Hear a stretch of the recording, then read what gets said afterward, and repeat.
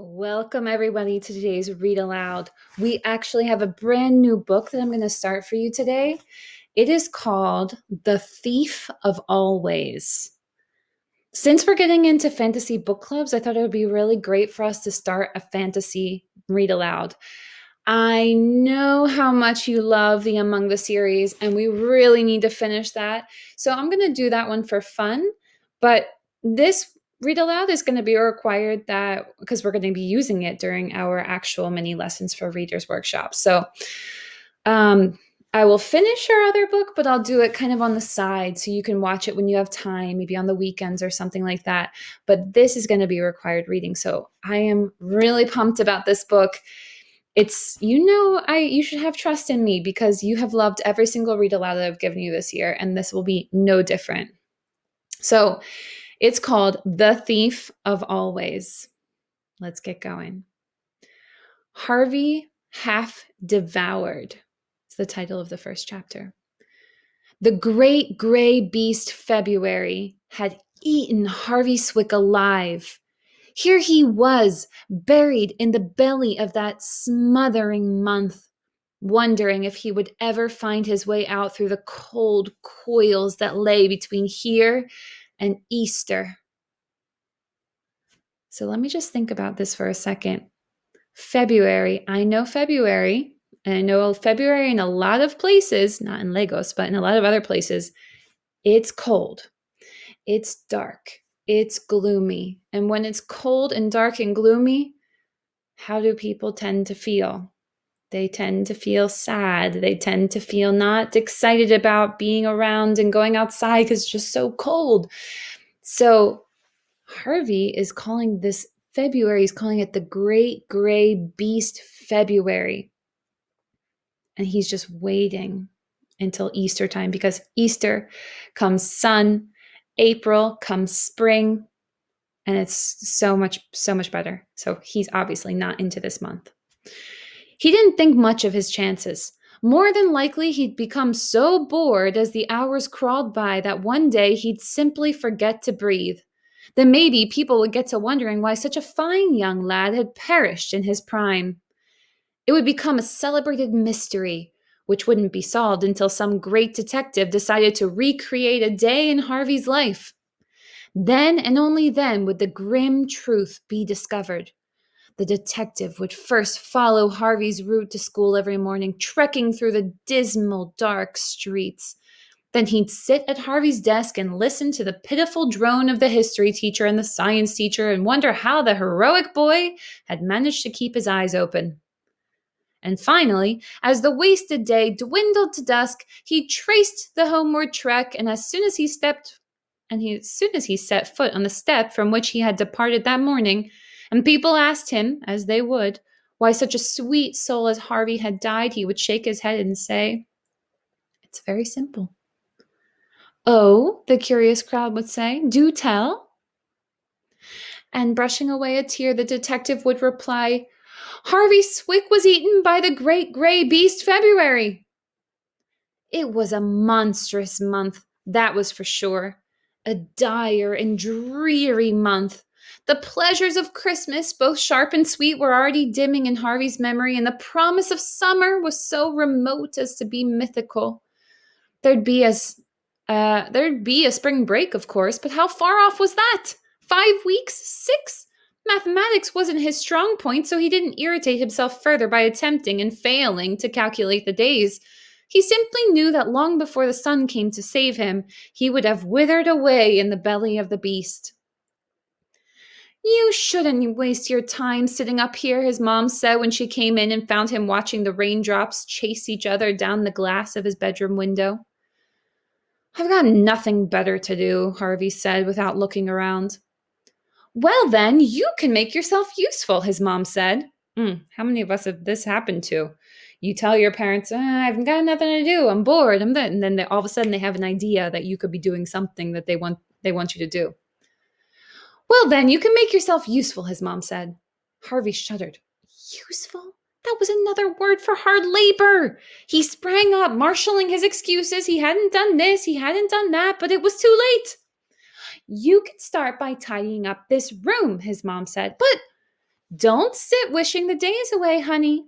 Life's too short. But now that's a good boy. And with that, she left it to him.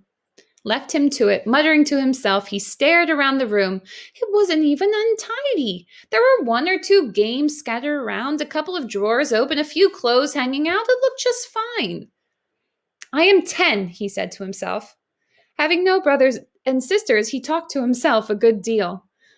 I mean, it's not like I'm a kid. I don't have to tidy up just because she says so. It's boring. He wasn't just muttering now, he was talking out loud. I want to. He went to the mirror and quizzed it. What do I want? The straw-haired, snub-nosed, brown-eyed boy he saw before him shook his head. I don't know what I want, he said. I just know I'll die if I don't have some fun. I will! I'll die! Some of us can also be relating to Harvey right now. We feel like we don't have anything to do. We're kind of trapped. As he spoke, the window rattled.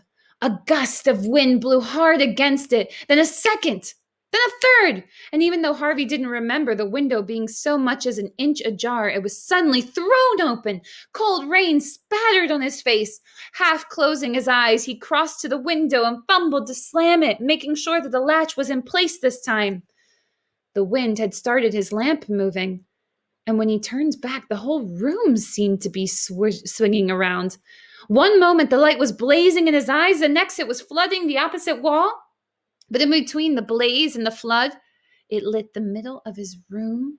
And standing there, shaking the rain off of his hat, was a stranger.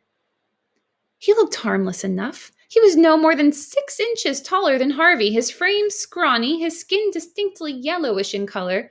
He was wearing a fancy suit, a pair of spectacles, and a lavish smile. Who are you? Harvey demanded, wondering how he could get past this interloper to the door. Don't be nervous, the man replied, teasing off one of his suede gloves, taking Harvey's hand and shaking it. My name's Rictus. You are Harvey Swick, aren't you? Yes. I thought for a moment I'd had the wrong house. Harvey couldn't take his eyes off of Rictus's grin. It was wide enough to shame a shark with 2 perfect rows of gleaming teeth.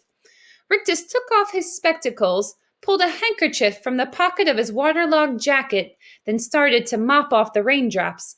Either he or the handkerchief gave off an odor that was far from fragrant. Ugh! The smell, in truth, was flatulent, like a fart. You've got questions, I can see that, Rictus said to Harvey. Yeah. Ask away. I've got nothing to hide. Well, how did you get in, for one thing? Through the window, of course. It's a long way up from the street. Not if you're flying. Flying? Of course! How else was I going to get around on a foul night like this? It was either that or a rowboat. We short folk gotta watch out when it's raining this hard. One wrong step and you're swimming. He peered at Harvey quizzically. Do you swim? In the summer, sometimes, Harvey replied, wanting to get back to the business of flying. But Rictus took the conversation in another direction entirely. On nights like this, doesn't it seem like there'll never be another summer? Seems like Rictus also feels the same way that Harvey does, It sure does, said Harvey. You know, I heard you sighing a mile off, and I said to myself, V, there's a kid who needs a vacation. If you've got the time, that is. The time? For a trip, boy, for a trip. You need an adventure, young Swick, somewhere out of this world. How did you hear me sighing when you were a mile away? Harvey wanted to know.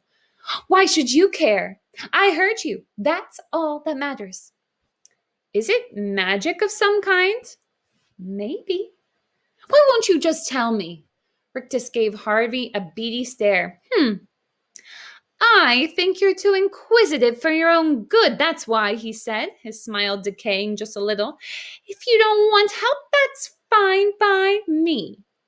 He made a move toward the window. The wind was still gusting against the glass, as though eager to come back in and carry its passenger away. Wait!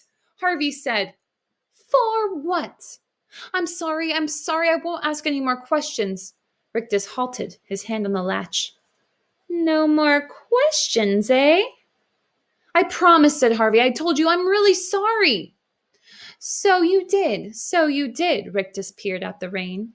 I know a place where the days are always sunny and the nights are full of wonders. Could you take me there? We said no questions, boy. We agreed. Oh, yeah, I'm sorry. Being a forgiving sort, I'll forgive you. And I'll tell you this, if you want me to inquire on your behalf, I'll see if they've got room for another guest. I'd like that. Now, I'm not guaranteeing anything, Rictus said, opening the latch. I understand. The wind gusted suddenly and blew the window wide. The light began swinging wildly. Watch for me, Rictus yelled above the din of the rain and wind. Harvey started to ask him if he'd be coming back soon, but he stopped himself in the nick of time. No questions, boy, Rictus said, and as he spoke, the wind seemed to fill up his coat. It rose around him like a black balloon, and it was suddenly swept out over the windows. Questions trot the mind, he hollered as he went. Keep your mouth shut, and we'll see what comes your way. And with that, the wind carried him off, the balloon of his coat rising like a black moon against the rainy sky. Chapter 1.